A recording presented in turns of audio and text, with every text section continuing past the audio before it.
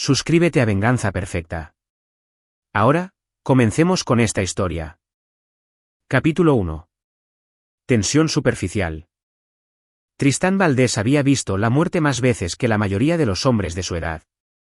A sus 34 años, con 8 años de experiencia como paramédico en la zona sur de la Ciudad de México, había aprendido a compartimentar los horrores de su trabajo. Heridas de bala, sobredosis, accidentes automovilísticos, los trataba todos con manos firmes y la mente clara. Pero nada en su entrenamiento lo había preparado para lo que encontraría en una húmeda tarde de martes en agosto. La mañana había comenzado como cualquier otra. Tristán se despidió de su esposa Julieta con un beso en su casa de Polanco. Su cabello rubio aún estaba húmedo por la ducha, su sonrisa era brillante y ensayada. Llevaban 5 años casados y 7 juntos. Ella trabajaba en consultoría de eventos, una carrera un tanto vaga que implicaba horarios irregulares y frecuentes viajes nocturnos. Ganaba buen dinero, demasiado bueno, pensaba él a veces, para alguien que parecía pasar la mayor parte del tiempo en su teléfono celular. ¿Otra noche tarde?, le había preguntado él, observándola aplicarse el lápiz labial con precisión. Cena con un cliente. Probablemente no estaré en casa hasta las 11. Ella le besó la mejilla, dejándole una marca color vino. No me esperes despierto. Era un estribillo familiar. Durante los últimos 2 años, las noches largas se habían vuelto más frecuentes. Tristán había reprimido sus sospechas, atribuyéndolas a la paranoia. Julieta era ambiciosa y determinada. Eso era lo que había amado de ella cuando se conocieron en una recaudación de fondos para un hospital, su confianza, su hambre de éxito. Su compañero, Diego Domínguez, notó la distracción de Tristán durante su turno. Estaban reabasteciendo la ambulancia en la estación cuando Diego le lanzó una barra de proteína. «Estás en otro lado hoy, hermano», dijo Diego. A sus 42 años, con 15 años en el servicio, había sido el mentor de Tristán en las peores emergencias. ¿Todo bien en casa?, Tristán forzó una sonrisa. Sí, solo estoy cansado. Julieta sigue trabajando hasta tarde. ¿Siempre? La expresión de Diego cambió. La preocupación se mezcló con algo que Tristán no pudo descifrar del todo. Escucha, probablemente no debería decir esto, pero mi amigo Memo trabaja en seguridad en el Hotel Alcázar. Dijo que ha visto a alguien que se parece mucho a Julieta por ahí con bastante regularidad, en las tardes entre semana. El Alcázar era un hotel de lujo en Lomas de Chapultepec, conocido por su discreción y altos precios. El estómago de Tristán se contrajo. Probablemente sean reuniones de trabajo, dijo, con la voz hueca. Diego asintió, pero ambos sabían que era una mentira que estaban decidiendo creer. La llamada entró a las 6:47 de la tarde. La central reportó un posible episodio cardíaco en el Hotel Alcázar, habitación 1842. El huésped se quejaba de dolores en el pecho. Tristán y Diego tomaron su equipo y salieron, abriéndose paso a través del tráfico de la hora pico con luces y sirenas. Ninguno de los dos mencionó la coincidencia. Capítulo 2. La marca. El vestíbulo de latón y mármol del Alcázar brillaba bajo los candelabros de cristal. Un conserje nervioso los dirigió al piso 18. En el elevador, el pulso de Tristán se aceleró, no por la adrenalina, sino por un pavor helado que se le instaló en los huesos. La habitación 1842 estaba al final de un lujoso pasillo. Diego llamó a la puerta. Escuadrón de rescate y urgencias médicas. Recibimos una llamada por dolores en el pecho. La puerta se abrió un poco. Un hombre de unos 50 años, con un traje caro pero arrugado y el rostro enrojecido, se asomó. Yo. Creo que solo fue ansiedad. Ya estoy bien. Señor, necesitamos revisarlo, dijo Diego con firmeza. El dolor de pecho es algo serio. El hombre, más tarde Tristán sabría que su nombre era Sebastián Basáñez, un desarrollador inmobiliario con esposa y 3 hijos en Bosques de las Lomas, a regañadientes abrió más la puerta. Y allí, sentada en el borde de la cama king-size en una bata de seda, con el teléfono aferrado en la mano como un arma, estaba Julieta Valdés. El tiempo se fracturó. Tristán escuchó su propia respiración demasiado fuerte en sus oídos. El rostro de Julieta se puso pálido y luego rojo. Abrió la boca, pero no salió ningún sonido. Estoy bien, dijo finalmente, con la voz temblorosa. Esto es. Nosotros solo estábamos. Tristán dejó en el suelo su maletín médico con cuidadoso control. Sus manos no temblaban. Su voz se mantuvo serena. Señora, estamos aquí por el señor Basáñez. El hombre intervino débilmente. Sebastián Basáñez. Pero, de verdad, me siento mucho mejor. Mi esposa se preocupa. Ya sabe, probablemente ella llamó. Su esposa no llamó, dijo Diego en voz baja, alternando la mirada entre Julieta y Tristán. Fue el personal del hotel. Usted colapsó en el pasillo. La mentira de Sebastián se evaporó. Se dejó caer en una silla. Y por un momento, Tristán sintió que su instinto profesional tomaba el control. Paciente en peligro. Posible evento cardíaco. Seguir el protocolo. Pero Julieta se puso de pie, ajustándose la bata, y fue entonces cuando él la vio alcanzar su bolso de mano en la mesa de noche. Su mano izquierda se extendió, con la muñeca hacia arriba bajo la luz del atardecer que entraba por la ventana. Diego lo vio primero. Se había movido para revisar los signos vitales de Sebastián, pero su mirada se detuvo en la muñeca de Julieta y se congeló. Su mano salió disparada, agarrando el brazo de Tristán con la fuerza suficiente para dejarle un moretón. Tris, no la atiendas, su voz era urgente y baja. Llama a la policía ahora. ¿Qué? ¿De qué hablas? Diego apretó la mandíbula e inclinó la cabeza hacia Julieta, quien se había quedado muy quieta. Mírale la muñeca. Tristán miró, realmente miró. El tatuaje era pequeño, de apenas 2 centímetros de ancho, una corona sobre un pergamino con números debajo. Pero Tristán lo reconoció de inmediato por una sesión de capacitación de hacía 6 meses sobre el crimen organizado en la Ciudad de México. Era la marca del Sindicato de la Corona, una sofisticada red criminal que dirigía operaciones de extorsión y chantaje de alto nivel en todo el centro del país. El maletín médico se le resbaló de las manos a Tristán, golpeando la lujosa alfombra con un ruido sordo. Los medicamentos se esparcieron por el suelo. Epinefrina, aspirina, nitroglicerina. Pero no se movió para recogerlos. Los ojos de Julieta se abrieron de par en par. Se abalanzó hacia su teléfono, pero Diego fue más rápido, interceptándola y guiándola con firmeza, pero con delicadeza, de vuelta a la cama. No lo haga, advirtió Diego. Le conviene sentarse y quedarse callada. Sebastián Basáñez había pasado del rubor a la palidez grisácea. ¿Qué está pasando? ¿Qué tatuaje? Julieta, ¿qué es esto? Tristán encontró su voz. Salió fría, desconocida incluso para él mismo. Diego, repórtalo por radio. Necesito aire. Salió de la habitación, dejando atrás los restos de su matrimonio y todo lo que creía saber sobre la mujer que había amado. Capítulo 3. Excavación. La Unidad de Investigación Criminal de la Fiscalía General de Justicia de la Ciudad de México ocupaba el 3er piso de la delegación. Tristán estaba sentado en una sala de interrogatorios a medianoche, con una taza de café frío en las manos, mientras el detective Carlos Meza revisaba su declaración por 3ª vez. Permítame asegurarme de que entiendo, dijo Meza. Estaba a finales de sus 40, con cabello platinado y los ojos cansados de alguien que había visto demasiado. Respondió a una llamada en el Alcázar, encontró a su esposa con otro hombre y descubrió que tiene un tatuaje del Sindicato de la Corona. ¿Nunca sospechó de su participación en actividades delictivas? No. La palabra tenía un sabor amargo. Pensé que tal vez estaba teniendo una aventura. Ese era el peor de los casos en mi cabeza. Meza intercambió miradas con su compañera, la detective Mariana Morales, una mujer de mirada aguda de unos 30 años que había estado tomando notas en silencio. Señor Valdés, dijo Morales, con una voz más suave que la de Meza, el Sindicato de la Corona no recluta a cualquiera. Sus miembros suelen estar involucrados en operaciones sofisticadas, chantaje, extorsión, robo de identidad. Apuntan a individuos adinerados, los ponen en situaciones comprometedoras y luego los desangran. Algunas víctimas han perdido millones. Hemos estado tratando de infiltrarnos en esta organización durante 2 años. Meza añadió. ¿Su esposa? Podría ser nuestra forma de entrar. Tristán levantó la vista de golpe.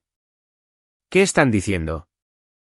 Estamos diciendo que, si está dispuesto a ayudarnos, podríamos desmantelar toda la operación. Pero significa que tendrá que mantener su relación con Julieta mientras construimos nuestro caso. Quieren que espíe a mi propia esposa. Queremos que nos ayude a detener a una organización que está destruyendo vidas, corrigió Morales. Sebastián Basáñez. Es el tercer hombre del que tenemos conocimiento que está conectado con su esposa. El primero, Pablo Galindo, se pegó un tiro hace 6 meses después de que vaciaran sus cuentas y amenazaran con enviar vídeos a su familia. El segundo, Arnaldo Soto, está en bancarrota y su esposa se divorció de él. Estas personas son depredadores, señor Valdés. Las palabras lo golpearon como golpes físicos. Tristán pensó en todo el dinero que Julieta había estado aportando, la ropa de diseñador, las cenas costosas en las que ella insistía. Dinero manchado de sangre, robado a hombres destrozados. ¿Cuánto tiempo? Preguntó en voz baja. ¿Cuánto tiempo lleva haciendo esto? Meza sacó una carpeta y deslizó varias fotos de vigilancia sobre la mesa. Julieta en diferentes hoteles, con diferentes hombres, en diferentes meses. La foto más antigua tenía fecha de hacía 3 años. 3 años. Casi todo su matrimonio había sido una mentira. Necesitamos tiempo para armar un caso, continuó Meza. Si la confronta ahora, si solicita el divorcio, ella desaparecerá. Estas personas tienen recursos y conexiones. Necesitamos pruebas, registros financieros, bitácoras de comunicación, pruebas de las operaciones de chantaje. ¿Y creen que yo puedo conseguir eso? Usted vive con ella. Tiene acceso a su computadora, su teléfono, su agenda. Podríamos proporcionarle equipo y entrenamiento. Trabajaría directamente con nosotros. Tristán se puso de pie abruptamente, paseándose por la pequeña habitación. Todo su mundo se había invertido en cuestión de horas. Esa mañana era un paramédico con un matrimonio problemático, ahora lo estaban reclutando para acabar con una organización criminal de la que su esposa formaba parte. Necesito pensar en esto. No tenemos mucho tiempo, presionó Morales. La están procesando en este momento. Tuvimos que arrestarla a ella y a Sebastián Basáñez basándonos en el tatuaje y las pruebas en la habitación del hotel. Pero su abogado, y ya contrató a uno de los mejores de la ciudad, la sacará bajo fianza por la mañana. Cuando vuelva a casa, necesita tener una historia lista. ¿Qué tipo de historia? Que la apoya. Que cree que todo esto es un malentendido. Que la ama y que estará a su lado en esto. Las palabras le revolvieron el estómago a Tristán. Pero al mirar las fotos esparcidas por la mesa, a los hombres cuyas vidas Julieta había destruido, sintió que algo frío y afilado echaba raíces en su pecho. No era solo ira, era estrategia. Lo haré, dijo. Pero con una condición. ¿Cuál es? Cuando esto termine, cuando tengan suficientes pruebas para meterlos a todos a la cárcel, quiero ser yo quien le diga que se acabó. Quiero ver su cara cuando se dé cuenta de que lo ha perdido todo. Meza y Morales intercambiaron otra mirada. Luego Meza extendió la mano. Trato hecho.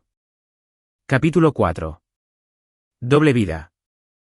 Julieta llegó a casa al amanecer. Tristán la esperaba en la cocina con 2 tazas de café preparadas y una expresión cuidadosamente fingida de preocupación y confusión. Había ensayado ese momento durante las 3 horas transcurridas desde que salió de la delegación. Ella se detuvo en la puerta al verlo. Su cabello estaba despeinado, el maquillaje corrido y la blusa de seda que había usado el día anterior estaba arrugada. Se veía pequeña y vulnerable, una actuación que ahora él sabía que era solo una de muchas. Tris, se le quebró la voz. Puedo explicarlo. La policía me dijo que hubo algún tipo de error. Que creen que estoy involucrada en algo criminal por un tatuaje. Él dejó que su voz transmitiera incertidumbre, no acusación. Esto es una locura, ¿verdad? Dime que esto es una locura. El alivio inundó sus facciones. Corrió hacia él, rodeándole el cuello con los brazos. Es todo un error horrible. El tatuaje me lo hice en la universidad, en una fiesta. Estaba borracha. No sabía lo que significaba. ¿Y Sebastián? Es un cliente. Estábamos discutiendo un evento y le dio un ataque de pánico. La policía dijo que estaba en ropa interior cuando llegaron. Se apartó y él la vio recalibrarse. Había estado haciendo ejercicio. El hotel tiene gimnasio. Acabábamos de terminar una rutina y estábamos discutiendo negocios cuando sintió un dolor en el pecho. Yo solo estaba tratando de ayudarlo a relajarse. Se vio mal, lo sé, pero Tris, tienes que creerme. Las mentiras salían de su lengua con una facilidad practicada. ¿Cuántas veces le había mentido? ¿Cuántas historias inventadas había aceptado él sin rechistar? Te creo, dijo, odiándose un poco a sí mismo. Pero la policía parecía hablar muy en serio. Mencionaron a otros hombres, otros incidentes. Puras circunstancias. Mi abogado dice que no tienen nada sólido. El fiscal probablemente retirará los cargos en una semana. Tomó el rostro de él entre sus manos, sus ojos azules estaban muy abiertos e implorantes. Te necesito ahora mismo. ¿Puedes apoyarme en esto? Detrás de ella, Tristán podía ver la pequeña cámara que la detective Morales había instalado en el detector de humo de la sala esa mañana. Todo estaba siendo grabado. Siempre, le mintió en respuesta. Las siguientes 3 semanas fueron una clase magistral de engaño. Tristán fue a trabajar, respondió a llamadas de emergencia, salvó vidas, todo mientras vivía con una mujer a la que ahora veía como una extraña que usaba el rostro de su esposa. Por la noche, mientras Julieta dormía, él fotografiaba cuidadosamente documentos que encontraba en la oficina de la casa. Estados de cuenta bancarios que mostraban grandes depósitos de empresas fantasma. Correos electrónicos en su laptop, con la contraseña Corona 2019, detallando horarios de reuniones y perfiles de objetivos. Mensajes de texto a números que él reenviaba a la policía. Diego se había convertido en su ancla. Tomaban sus recesos para comer en la ambulancia, donde Tristán podía dejar de fingir durante 30 minutos. Estás manejando esto mejor de lo que la mayoría lo haría, le dijo Diego una tarde, pasándole un sándwich. Pero te ves fatal. Me siento fatal. Me despierto junto a ella todas las mañanas y tengo ganas de... Tristán se detuvo. Los detectives dicen que se están acercando. Han identificado a otros 4 miembros del sindicato a través de las comunicaciones de Julieta, incluida la mujer que dirige toda la operación. ¿Quién es? Alguien llamada Leonor Briones. Ha estado operando esta red durante 6 años. Del tipo de la alta sociedad, dirige una firma de relaciones públicas legítima como fachada. Julieta ni siquiera está en el círculo íntimo. Es solo una abeja obrera que recluta objetivos y ejecuta el chantaje. Pero ha ganado más de 35.6 millones de pesos en los últimos 3 años. 35.6 millones de pesos. Mientras Tristán trabajaba semanas de 60 horas salvando vidas por 900.000 pesos al año. ¿Cuál es la jugada final? Preguntó Diego. Están planeando un gran golpe. Un director de tecnología llamado Mateo Olvera estará en la ciudad para una conferencia la próxima semana. Su patrimonio es de unos 7,100 millones de pesos. La misión de Julieta es estar a solas con él, comprometerlo y luego exigir el pago. Morales dice que, si podemos atraparlas en el acto con Olvera, tendrán suficiente para presentar cargos por delincuencia organizada. Toda la red se viene abajo. ¿Y Julieta recibiría de 20 a 30 años, tal vez más? Diego se quedó callado por un momento. ¿Estás bien con eso? Tristán pensó en Pablo Galindo, quien se había metido una pistola en la boca en lugar de enfrentar la vergüenza de lo que el sindicato le había hecho. Pensó en los hijos de Arnaldo Soto, que habían tenido que dejar su escuela privada cuando su padre lo perdió todo. Pensó en cada mentira que Julieta le había contado, en cada beso que había sido parte de su tapadera. Sí, respondió. Estoy bien con eso. Capítulo 5. La red expuesta. El avance se produjo un jueves por la noche. Julieta pensaba que Tristán estaba cubriendo un turno doble, pero en realidad él estaba sentado en una camioneta de vigilancia encubierta afuera de un restaurante en la colonia Roma Norte, observando a través de una cámara oculta cómo su esposa se reunía con otros 3 miembros del sindicato de la corona. Leonor Briones estaba sentada a la cabecera de la mesa. Tenía más de 50 años, con cabello rubio cenizo cortado en un peinado estilo bob estricto y el tipo de sofisticación que da el dinero viejo. Su negocio legítimo, Briones Comunicaciones Estratégicas, trabajaba con empresas de la lista Fortune 500. La empresa criminal era solo un proyecto paralelo mucho más lucrativo. Al lado de Leonor estaba Carolina Carrillo, una deslumbrante morena de unos 30 años que se especializaba en apuntar a políticos y celebridades. Y frente a Julieta estaba Quintín Solís, el especialista en tecnología del sindicato que manejaba el lado digital, hackeo, de efaques y lavado de criptomonedas. La situación de Olvera debe ser impecable. La voz de Leonor se escuchó nítida y clara gracias al micrófono que el detective Meza había plantado en su bolso de diseñador ese mismo día. Es cauteloso. Inteligente. Solo tenemos una oportunidad para esto. Ya he hecho contacto, dijo Julieta. Me reuní con él en el bar de su hotel ayer. Está interesado. Tenemos una cena programada para el sábado en su suite. ¿Y la preparación? Preguntó Leonor. Quintín sacó una tableta. Cámaras en su lugar. Hackeé el sistema de seguridad del hotel. Tendremos control total de las transmisiones durante el encuentro. Los fármacos están listos si necesitamos asegurar su cooperación. Las manos de Tristán se cerraron en puños. Fármacos. Estaban hablando de drogar a alguien. La estructura de pago es la misma de siempre, continuó Leonor. La demanda inicial será de 90 millones de pesos. Si se resiste, intensificamos la presión. Enviaremos avances a los miembros de su junta directiva, a su esposa. Investigamos su perfil psicológico. Pagará para evitar el escándalo. ¿Cuál es la tajada de Julieta?, preguntó Carolina. La tarifa estándar, 7.1 millones de pesos, Leonor sonrió fríamente. Considera un bono por un buen trabajo. Has sido muy productiva últimamente, querida. Julieta resplandeció ante el elogio. Y Tristán sintió náuseas. Así era ella realmente. No la mujer que había prometido amarlo, sino una depredadora que destruía vidas por dinero. Después de la reunión, Tristán se encontró con los detectives Meza y Morales en la delegación. «¿Las tenemos?», dijo Morales. La emoción limpiaba su voz. Conspiración para cometer extorsión, robo de identidad, ataque informático, agresión sexual facilitada por drogas. Los cargos se están acumulando, pero necesitamos atraparlas en el acto con Olvera para que el caso sea blindado. ¿Qué hay de Olvera?, preguntó Tristán. ¿Está en peligro? Mateo Olvera no existe, dijo Meza con una leve sonrisa. En realidad es un agente encubierto de la FGR, Mateo Olvera. Hemos estado coordinando con la Fiscalía Federal durante la última semana. Esto es una operación encubierta. El sábado por la noche, cuando Julieta y su equipo hagan su movimiento, tendremos agentes en el hotel, vigilancia en su lugar, todo documentado. Será la redada más limpia en la historia de la Fiscalía.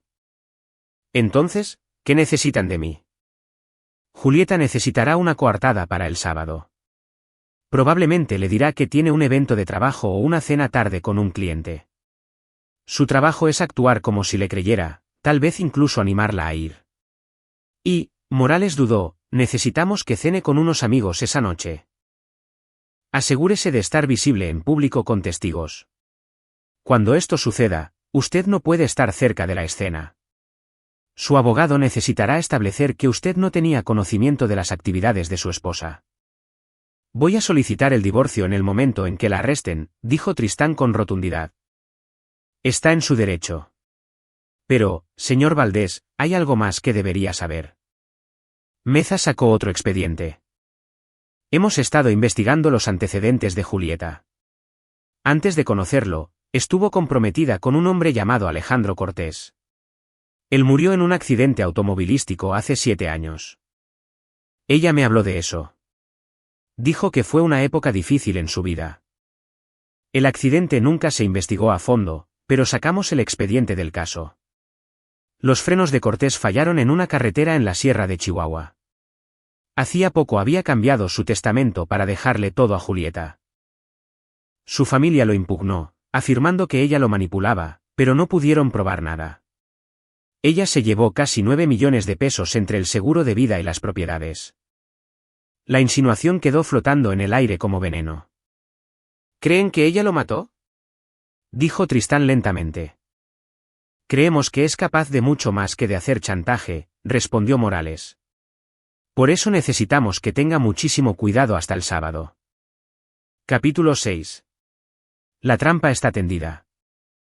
Viernes por la noche. Julieta llegó a casa con comida para llevar y una sonrisa de disculpa. Sé que planeábamos pasar el fin de semana juntos, dijo, sacando los contenedores de comida tailandesa.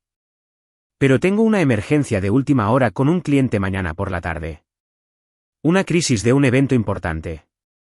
Probablemente estaré fuera hasta la medianoche. Tristán apenas apartó la vista de su teléfono. No hay problema. Diego me invitó a cenar de todos modos. Su esposa va a preparar su famoso estofado. ¿No estás molesto? Él se obligó a mirarla a los ojos. ¿Por qué estaría molesto? Estás trabajando. Así eres tú. Lo sabía cuando me casé contigo. Ella se relajó, rodeando la mesa para besarle la coronilla. Por eso te amo. Tú lo entiendes. ¿Me entiendes? No, pensó él, nunca te entendí. Solo vi lo que querías que viera. Esa noche, hicieron el amor. Fue mecánico, performativo, y Tristán sintió que se traicionaba a sí mismo con cada toque. Pero sabía que ella sospecharía si se alejaba ahora. Así que interpretó su papel, dejándola creer que todo era normal. Y cuando ella se quedó dormida a su lado, se escabulló de la cama y fue al baño. Se quedó mirando su reflejo en el espejo, ojeras pronunciadas, nuevas líneas alrededor de la boca. Se veía más viejo que hacía un mes. El hombre que le devolvía la mirada había aprendido que la persona en la que más confiaba en el mundo era un monstruo, y esa verdad le había arrancado algo que nunca podría ser reemplazado. Su teléfono vibró. Un mensaje de texto de la detective Morales, todo en posición para mañana. Manténgase a salvo. Esto termina pronto. El sábado llegó con cielos despejados y temperaturas cálidas. Tristán pasó el día en el Parque Aztlán en Chapultepec con Diego y su esposa Elena, estableciendo su coartada según las instrucciones. Comieron hot dogs a precios exorbitantes, se subieron a la rueda de la fortuna y tomaron fotos que tendrían la hora y la ubicación registradas, evidencia de que Tristán Valdés no estaba ni cerca del Hotel Alcázar cuando su esposa intentara destruir la vida de otro hombre. A las 6 de la tarde, su teléfono sonó. Julie. Hola, bebé. Solo quería avisarte que ya voy al evento. Probablemente no tendré mucho el teléfono encendido. De acuerdo, mucha suerte con todo. Tris, te amo. Las palabras le supieron a ceniza en la boca. Yo también te amo. Terminó la llamada y miró a Diego. Ya está en movimiento. Ahora estaban sentados en un restaurante en el centro de Coyoacán, mientras Elena había ido al baño. La expresión de Diego era sombría. Cuando esto termine, ¿qué vas a hacer? Le preguntó. Tristán había pensado en esto constantemente durante las últimas semanas. La policía se encargaría del castigo legal, arrestos, juicios, sentencias de prisión. Pero eso no era suficiente. Julieta lo había hecho cómplice de sus mentiras, había usado su amor como un escudo mientras destruía personas. Le había robado años de su vida. Voy a asegurarme de que sepa exactamente lo que perdió, dijo Tristán en voz baja. Se cree más lista que todos, que puede manipular e intrigar y nunca enfrentar las consecuencias. Le voy a demostrar que estaba equivocada. Su teléfono vibró de nuevo. Esta vez era un mensaje de un número desconocido, pero reconoció el estilo de Meza, contacto iniciado. Cámaras grabando. La trampa ha sido activada. Al otro lado de la ciudad, en la habitación 1842 del Hotel Alcázar, la misma habitación donde el mundo de Tristán se había hecho añicos hacía un mes, Julieta Valdés le sonreía al hombre que creía que era Mateo Olvera. El objetivo perfecto de traje.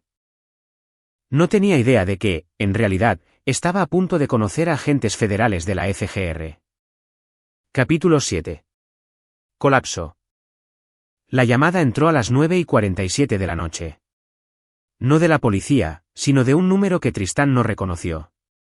Se excusó de la mesa, justo acababan de pedir el postre, y salió del restaurante. Señor Valdés, soy Estefanía Hinojosa de Briones Comunicaciones Estratégicas. Llamo de parte de Leonor Briones. Entendemos que su esposa ha sido detenida por la policía esta noche y la señorita Briones quería asegurarse de que cuente con la representación legal adecuada. Tristán terminó la llamada. Así que el sindicato ya estaba en modo de control de daños, tratando de manejar las consecuencias para proteger su red. Demasiado tarde. Su teléfono volvió a sonar inmediatamente. Esta vez era la detective Morales. Está hecho, dijo ella, y él pudo escuchar la satisfacción en su voz. Tenemos a Julieta, Leonor Briones, Carolina Carrillo y Quintín Solís bajo custodia. La fiscalía recogió a otros 3 asociados en ubicaciones secundarias. Toda la operación está clausurada.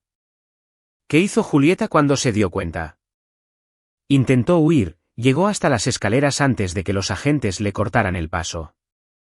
Está alegando provocación policial, coerción y todo lo que a su abogado se le ocurra. Pero la tenemos en vídeo intentando ponerle droga a la bebida del agente Olvera. Tenemos las grabaciones de sus reuniones. Tenemos registros financieros que muestran 35,6 millones de pesos en pagos. Está acabada, señor Valdés. Todos lo están. Tristán cerró los ojos y sintió que algo se destensaba en su pecho. Alivio, reivindicación y algo más oscuro, la satisfacción de saber que ella había caído en el mismo tipo de trampa que había tendido a tantos otros. ¿Qué pasa ahora? La lectura de cargos es el lunes. Su abogado intentará conseguir fianza, pero dado el riesgo de fuga y la gravedad de los cargos, dudo que se la otorguen. El procesamiento por delincuencia organizada es del fuero federal, así que esto se moverá rápido. Probablemente debería quedarse en otro lugar esta noche. Vamos a ejecutar una orden de cateo en su casa dentro de 1 hora. Iré a casa de mi hermano. Y señor Valdés. Sé que esto ha sido un infierno, pero hizo lo correcto. Probablemente salvó vidas. Después de colgar, Tristán regresó a la mesa donde Diego y Elena lo esperaban. Ellos lo miraron a la cara y lo supieron. ¿Se acabó?, dijo simplemente. Elena cruzó la mesa y le apretó la mano. Siento mucho que hayas tenido que pasar por esto. Pero Tristán no estaba pensando en lo que había pasado. Estaba pensando en lo que vendría a continuación. La noticia estalló el domingo por la mañana. Desmantelan red de chantaje de la alta sociedad, gritaba el titular del Reforma. Todos los medios importantes lo retomaron. Fotos de Leonor Briones siendo escoltada a los juzgados federales esposada. Fotografías policiales de Julieta, Carolina y los demás. Detalles sobre las víctimas, el alcance de la operación, los millones robados. El teléfono de Tristán no dejaba de sonar. Periodistas, familiares lejanos, antiguos amigos que querían la versión exclusiva. Los ignoró a todos, excepto una llamada de un número que ahora se sabía de memoria, el Centro Femenil de Reinserción Social Santa Marta Acatitla. La voz de Julieta era aguda, desesperada. Tris, gracias a Dios. Tienes que ayudarme. Todo esto es una trampa. Están intentando incriminarme por cosas que no hice. Mi abogado dice que, si testificas que siempre he sido honesta, que nuestro matrimonio era real, podría ayudar a mi caso. No. Silencio. Luego, con cuidado. ¿Qué quieres decir con que no?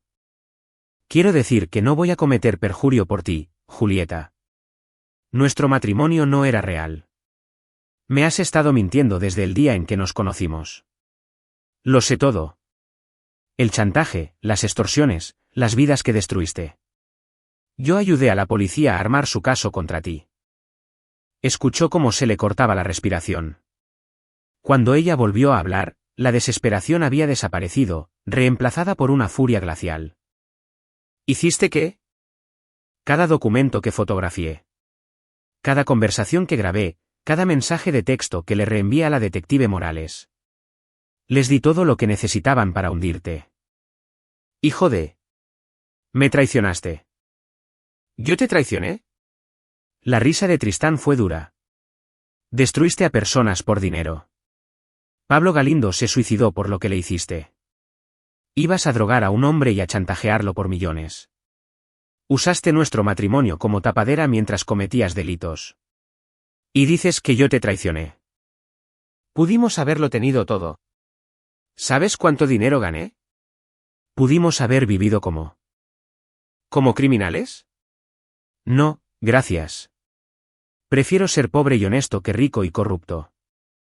Esto se trata de esa superioridad moral tuya, ¿no? Siempre pensaste que eras mejor que yo porque eres paramédico, porque salvas vidas. Pues adivina que, salvar vidas no paga las cuentas. Yo era la que nos mantenía en esa casa. Yo era la que te compraba ropa y tu coche con dinero manchado de sangre. Ah, ahórrame el drama. Esos hombres a los que apunté, de todas formas estaban engañando a sus esposas. Se merecían lo que les pasó. Y ahí estaba, la verdadera Julieta. Sin remordimientos, sin reconocimiento del dolor que había causado. Pura justificación y desprecio. Voy a solicitar el divorcio, dijo Tristán.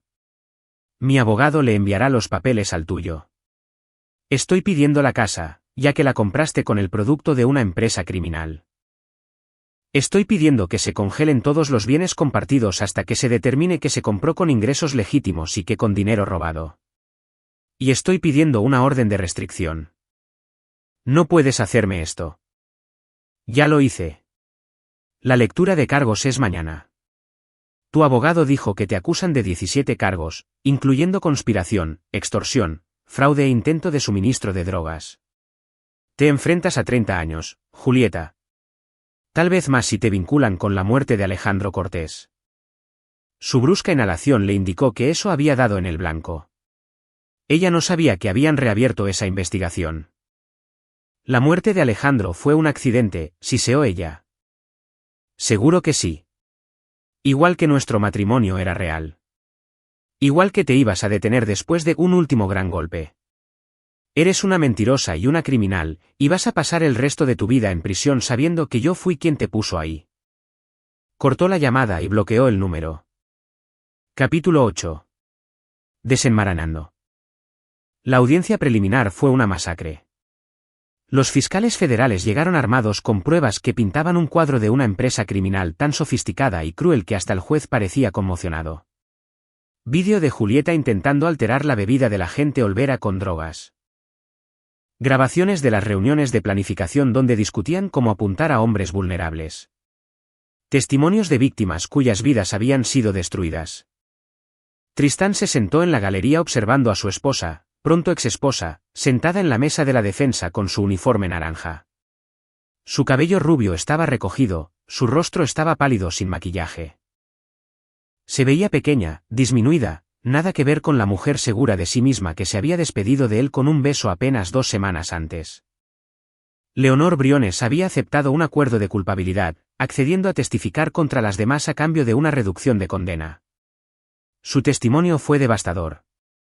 Julieta era una de nuestras operadoras más eficaces, dijo Leonor desde el estrado, con una voz plana y sin emociones. Tenía talento para identificar objetivos y ganarse su confianza. Lo del esposo, el matrimonio con un paramédico. Eso en realidad fue idea de ella. Dijo que tener un esposo respetable le daba credibilidad, la hacía parecer segura ante los hombres a los que apuntábamos. Tristán sintió la mano de Diego en su hombro. Su amigo había insistido en acompañarlo a la audiencia para brindarle apoyo moral. ¿El matrimonio era estratégico?, preguntó el fiscal. Todo era estratégico. Julieta no hacía nada sin calcular el beneficio. Se casó con él porque le era útil. El abogado defensor objetó, pero el daño ya estaba hecho. Al jurado. Bueno, esto era solo una audiencia preliminar, pero el público lo había escuchado. Tristán Valdés había sido un accesorio en la empresa criminal de su esposa, un cómplice inconsciente del que ella había tomado prestada legitimidad mientras destruía vidas. Durante un receso, una de las víctimas se acercó a Tristán en el pasillo. Arnaldo Soto, el empresario cuya bancarrota y divorcio se habían mencionado en aquellas primeras reuniones con la policía. Estaba en sus 60, con el cabello canoso y desgastado por el último año. Señor Valdés, quería darle las gracias, dijo Soto, por ayudar a atraparlas. Mi familia. Lo perdimos todo. Nuestra casa, nuestros ahorros, mi matrimonio. Mi hija no me habla porque creyó las cosas que amenazaron con publicar. Su esposa y su gente. No solo se llevaron dinero, se llevaron mi vida. Lo siento, dijo Tristán, sintiendo lo inadecuado de sus palabras. Si lo hubiera sabido antes. Usted no podía saberlo. Estas personas son profesionales. Te hacen creer lo que quieren que creas. La voz de Soto se endureció. Me alegro de que vaya a prisión. Espero que se pudra ahí. A medida que la audiencia continuó durante los siguientes 2 días, más víctimas se presentaron. Un concejal de la ciudad que había sido chantajeado por una aventura inventada. Un médico que había sido fotografiado en una posición comprometedora con Carolina Carrillo y amenazado con ser expuesto a menos que pagara. Un inversionista de capital de riesgo que había entregado 54 millones de pesos para evitar que unos vídeos llegaran a su conservadora familia. El patrón era constante. Hombres inteligentes y exitosos, aislados y manipulados por mujeres que parecían demasiado buenas para ser reales. Hombres que cometían un solo error, reunirse para tomar una copa, aceptar una invitación a una habitación de hotel. Y pagaban por ello con su reputación y sus fortunas. Para el final de la semana, se les negó la fianza a todas las acusadas. Las pruebas eran demasiado contundentes, el riesgo de fuga era demasiado alto. Julieta Valdés esperaría el juicio en el penal de Santa Marta Acatitla. Su abogado intentó una última movida desesperada, alegando que Tristán la había coaccionado, que ella era víctima de abuso doméstico y que la habían forzado a participar en actividades delictivas. Eran patadas de ahogado que fracasaron estrepitosamente cuando los fiscales presentaron grabaciones de Julieta presumiendo de sus ganancias y planificando nuevos objetivos con evidente entusiasmo. La fecha del juicio se fijó para dentro de 3 meses, aunque todos sabían que terminaría en un acuerdo de culpabilidad. La evidencia era insuperable. Capítulo 9. Cenizas y renovación.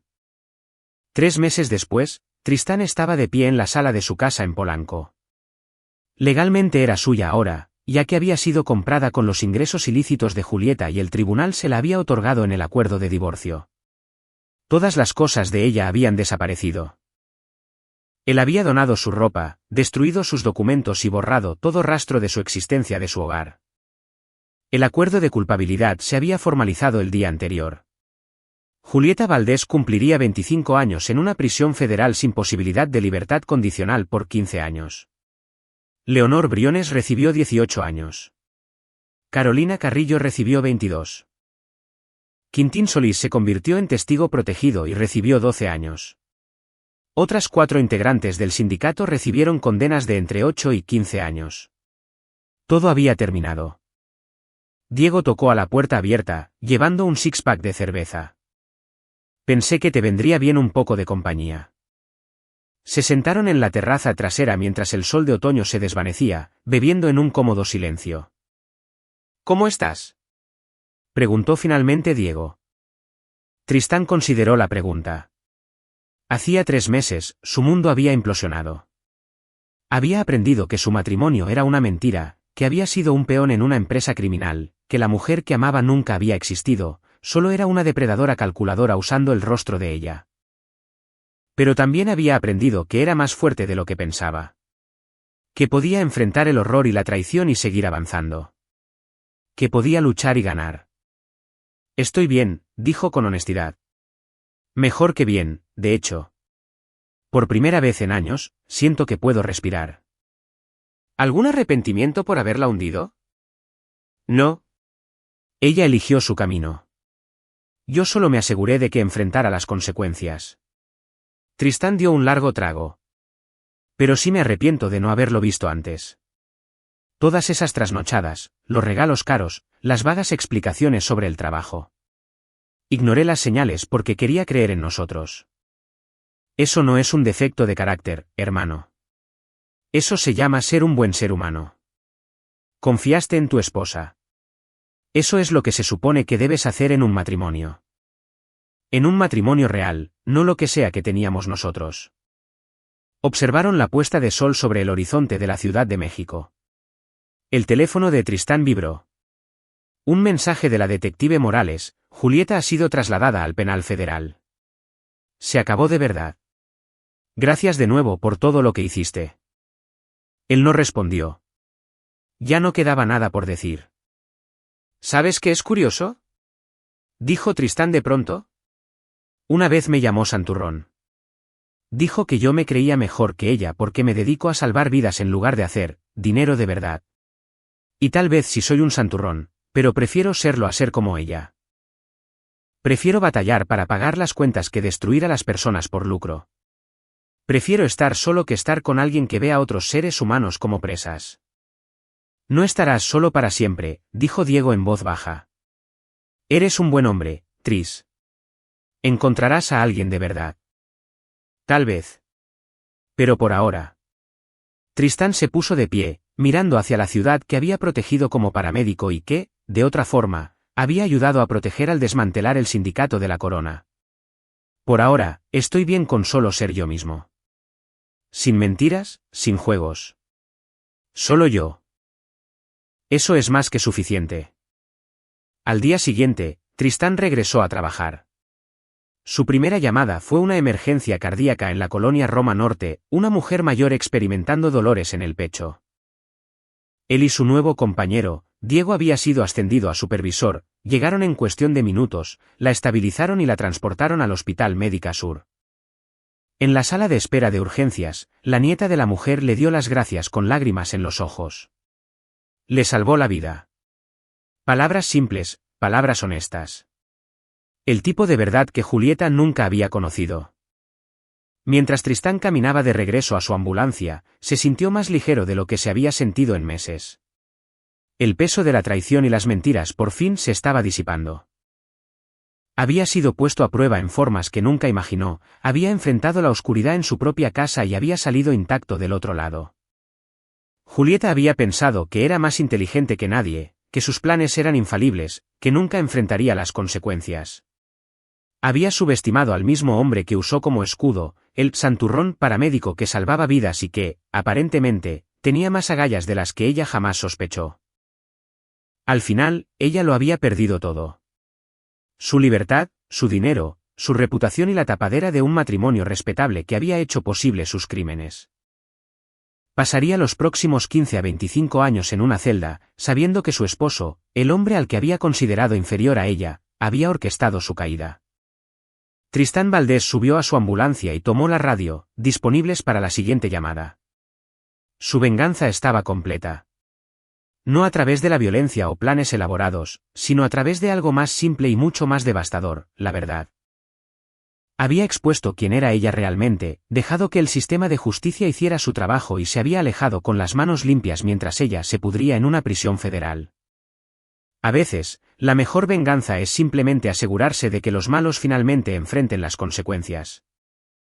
Y mientras el horizonte de la ciudad brillaba bajo el sol de la tarde, Tristán Valdés condujo hacia su próxima llamada, hacia su próximo paciente, hacia un futuro donde finalmente podría ser él mismo. Sin mentiras, sin traición, sin el peso de amar a alguien que nunca había existido. Era libre. Y esa era la victoria más dulce de todas. Y ahí lo tienen. Otra historia llega a su fin. ¿Qué opinan? Me encantaría leer sus opiniones en los comentarios de abajo. Si disfrutaron de esta historia, consideren unirse a nuestra comunidad suscribiéndose. Significa el mundo para nosotros. Para más historias como esta, echen un vistazo a los vídeos recomendados en pantalla. Y allá nos vemos.